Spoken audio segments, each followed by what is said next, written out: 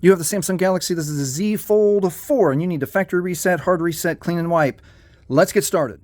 You need to start with the device powered off. Now with the device powered off, we're going to hold volume up and power at the same time. Hold the volume up first, then press power. Keep holding until the Samsung logo shows up, and then let go right there.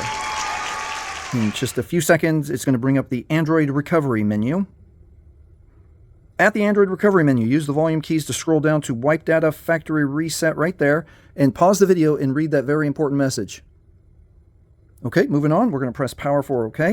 One more time asks us to confirm, and again, you have to pause, read that very important message. This will erase your entire phone. All right, scroll down once, press power for OK. And then when you see that the data wipe is complete, right there, it is safe to reboot the system. Keep in mind, if you've set up your, when you press power for OK, if you've set up your Samsung Galaxy Z Fold4 with your Google or Gmail account, you will 100% still need your Google or Gmail account to log back in after the reset.